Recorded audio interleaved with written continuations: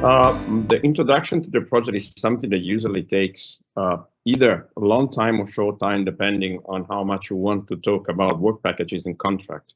Or on purpose, I decided to skip this formal part and go to the heart of the matter. So from the very first slide, I will introduce you to the vision that we had in the project. The most important thing for us is, okay, the keyword is resilience and our focus is on local communities. It says also from the acronym of the project. That is fine, but it is not straightforward to understand how we can use resilience in local communities. What we thought is to work towards the implementation of a strategic tool for assessing resilience. What you don't know, you cannot manage or change.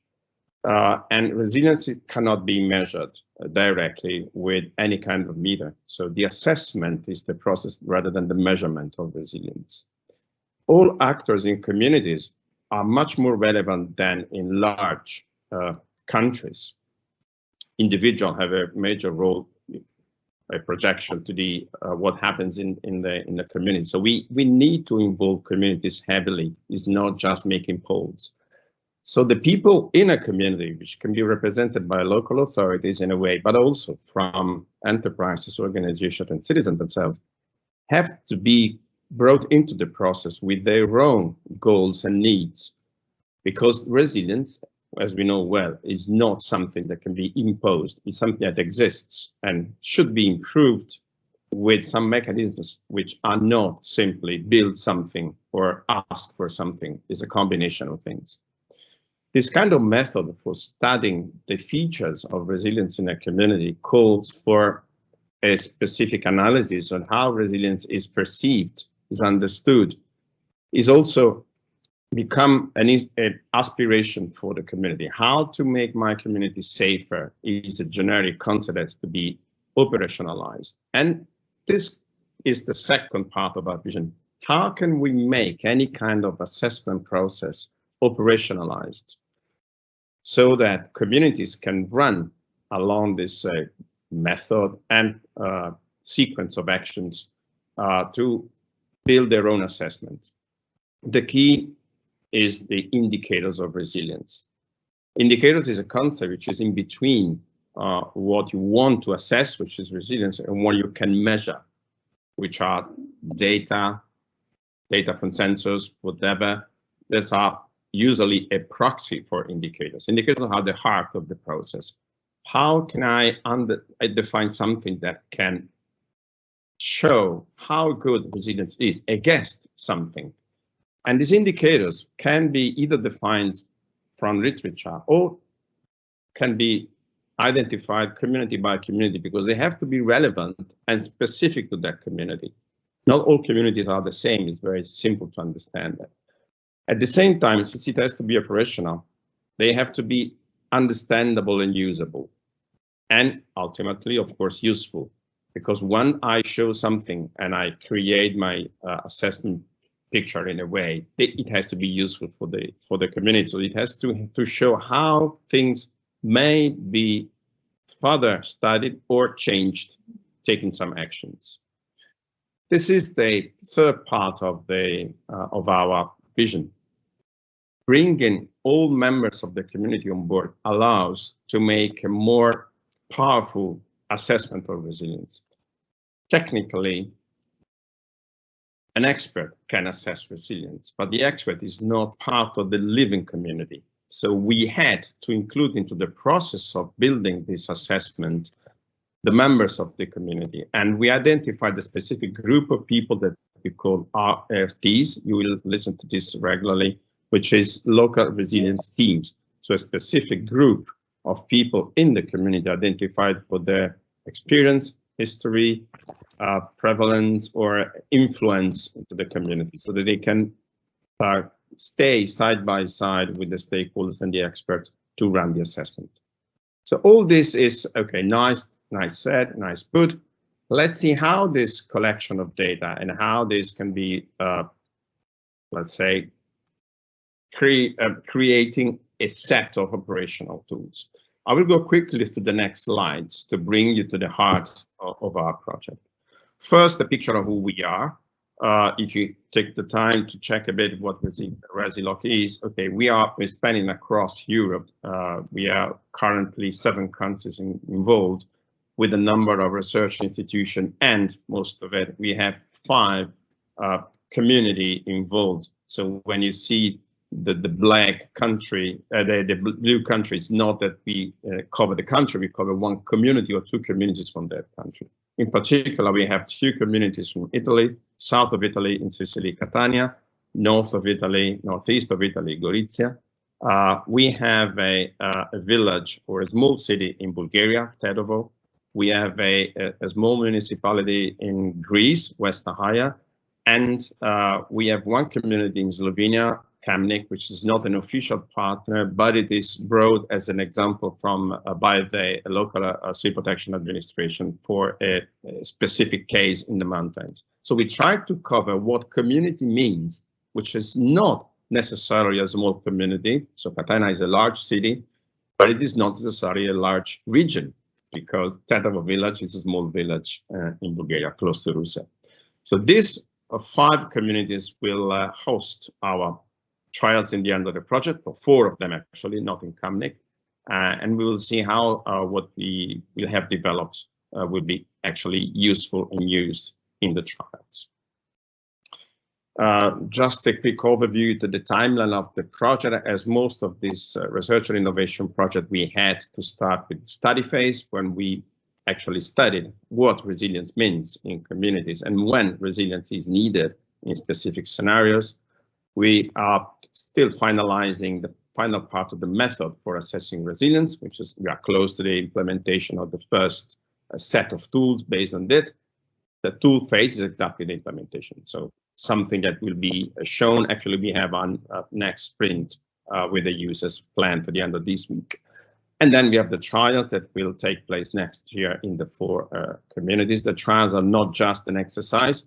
As you may imagine, trialing a solution for resilience is not like trialing a tool for rescuing people.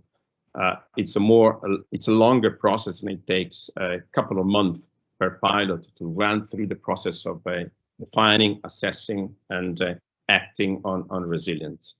So it will be a long journey, which takes almost a year to make the complete round of trials in the 4 communities, derive conclusions, validate the results, and potentially involve other communities into the exercise. The real challenge from the scientific point of view for us is to capture what resilience is with 2 main drivers. The first one is reality, which is clearly a complex issue. So it's nearly impossible to capture reality completely, and it is clear for anybody who's working with models. So on the one side, we have all the individual cases and the small cases in reality that show when resilience is needed or useful. And on the other side, we have the model that you have to apply if you want to come to conclusions. This kind of simplification is not easy. We don't know where to draw the line when things are relevant or not. So the only way of doing it is to prepare a solid method, a solid model, and then to challenge it together with the users in the co-creation process. So we say, this is your community, as you tell us, this is how we want to capture the essence of your community. Just confirm that it is what you need more than other things. Clearly, you drop something in the process. And this tension between research and practical tools is key to the project. The balance between where researchers want to move forward and further to find new connection between specific aspects and the practical implementation of a tool that can be used almost in everyday conditions is clearly something that had to be solved. The concept of indicators works very well on this. So we identify specific features from literature, from discussion with the users, from other models, whatever. In the end, all this have to be, as I said, understandable and usable. We cannot ask users to identify data for something they don't understand either how to collect them. The next thing that be added, and it is included in our framework for the assessment, is what we call the targets. So having identify an indicator, which is a sort of something that shows a generic appreciation of where we are. I cannot tell anybody how he or she is if I don't know where he or she wants to be. So I'm not asking any community to follow a specific target for what they have to do in unemployment rate or number of beds in ICUs. It's exactly, they have to set their own goals because they know where the priority is. They know what laws they have to abide to. They also know what the priorities are in terms of policies. A community may want to be more resilient against something than others, or they would prefer to work on the societal part rather than infrastructure part. It's their own decision. We are not there to decide on behalf of them. Therefore, this process of defining the targets is key to our framework for assessment. And this is where the community really comes into the process. The actors that we needed for this process of assessing resilience is basically made by the primary users, those who are in the decision-making chair. So they are the local authorities mainly, not because they are more important than the communities themselves, but they have the budget. They have the mandate to take decisions. So they are the primary user of these practical tools. Secondary users are those who are around them. So the practitioners, those who have a role in increasing safety of the community. Then we have, of course, the beneficiaries, which are the citizens and the society at large. So whoever is benefiting from the process is one of our targets as actor. Between them, there's a special group, as I mentioned, the local resilience teams that represent a specific group of citizens or beneficiaries or NGOs or whatever that carry a specific need or can influence the other to follow a virtuous behavior. So there are key people that connect the project with the community. We couldn't go far to reach everybody in a community. So we needed this sort of mediator between the project and the method and the community. Let's come to the method itself in a way. There's a couple of slides just to summarize what we have been doing, and you will see later on how it could be seen is in a practical case. So first of all, resilience exists if there's something to be resilient against.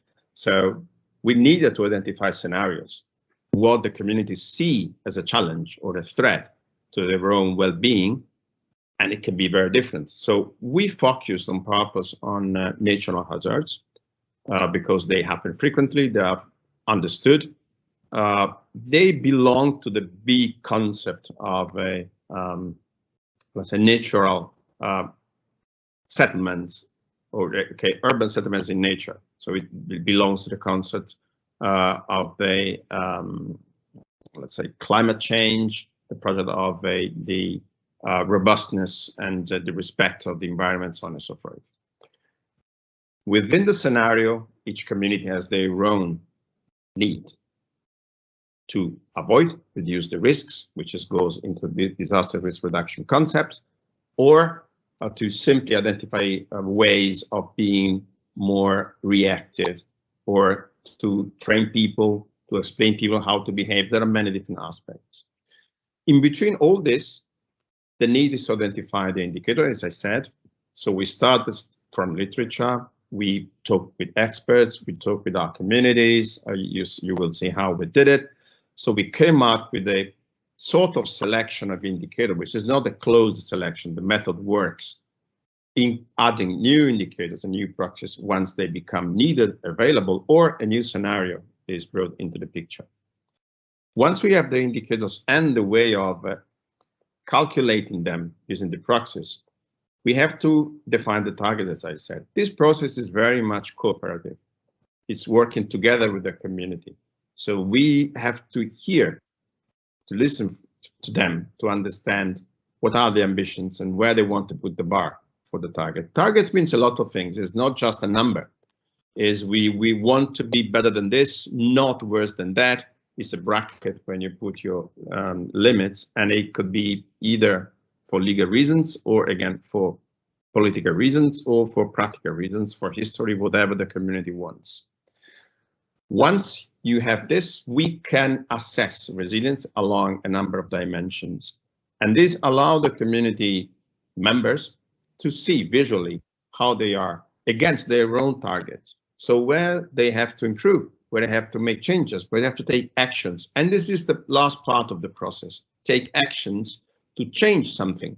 Actions means to improve a specific aspect of a community in a proxy. You build new hospitals, you change a number, or you change a policy, you put different targets, or you move some budgets from an area to another to be stronger in an area. That's kind of decisions. So all this process is a sort of a standardized method, or at least a pre-standardized method to follow. It's a guideline of things to do. It is a localized assessment. It is not one assessment for all communities all the same, because the personalized assessment is clear because you set the targets, is co-created, so the community works with the researchers, and it is possible to see, check, and assess the impact of decisions after something had happened. So this is a way to replay the game in a way after the event that you had in your radar actually happened. So the presence of the community is key. I will not repeat again what I just said, but the voice of the community members have to be heard. This is something that is especially of value in Europe, which large numbers of local communities and specificities because of the geography, because of the culture, because of the language or whatever. This is very important. We believe that this approach is in a way a richer in scope than the typical scorecard, which is a method, again, for investigating resilience, asking questions to communities. But our process, we believe it is more dynamic and able to capture some specificities in the community. So from this point of view, for us, there's a value beyond the simple technical tool. As a final slide for this deck, okay, we aim to contribute to three main pillars. Okay, the number 3 is always nice to use. There are more than 3, but these are the most important ones. A common approach to the resilience assessment. Resilience is understood, everybody's a buzzword now. Everybody uses resilience, even when it is not needed. But in a way, we would like to drive communities to approach the study and the assessment of resilience in a way which is sort of comparable or reusable. We would like people to learn from experience from their own community, but also from others. And it can be done only if the method is at least comparable. So with the guidelines for using our framework, assessment framework, and the tools should allow our communities to collect data, to share their experiences, and to check together with others what was done, what could have been done, what will be done in the future. And this is the second part, the collection of information. I think that once you identify indicators and you identify the proxies and the data which are underlying the indicators, you start collecting a huge number of valuable information that can be reused for resilience assessment, for checking the impact of decisions, for sharing the mechanisms of resilience in a community, but also to be used for other things. So collecting data is key, especially in this kind of societies we are now. And the way of collecting them is sort of complex, but at the same time, if we give a goal to the people, they will start collecting data because they will feel it is relevant for them and will be useful. So this kind of process of collecting data and share data as much as they can should be a virtual process that can be supported in a way by all the people around the table in a way. The third part is more political.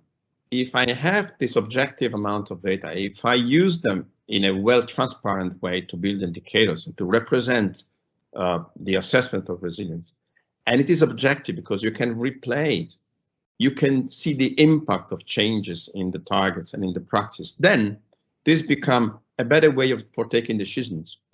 To assess the validity of decisions, the impact of decisions on the safety and lives in the community.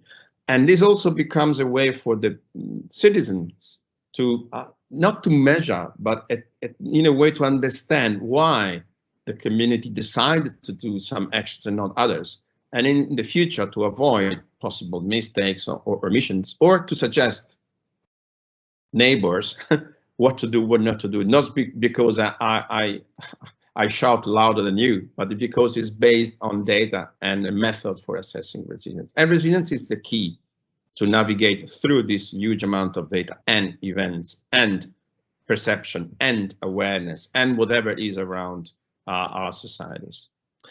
Okay, this has been a presentation for, on the one side, we want to do, and on the other side, what we aim to do, and give not just as a technical tool, but also as a concept for having resilience operationalized into the life of our communities, and in principle escalate up to larger communities and to regions.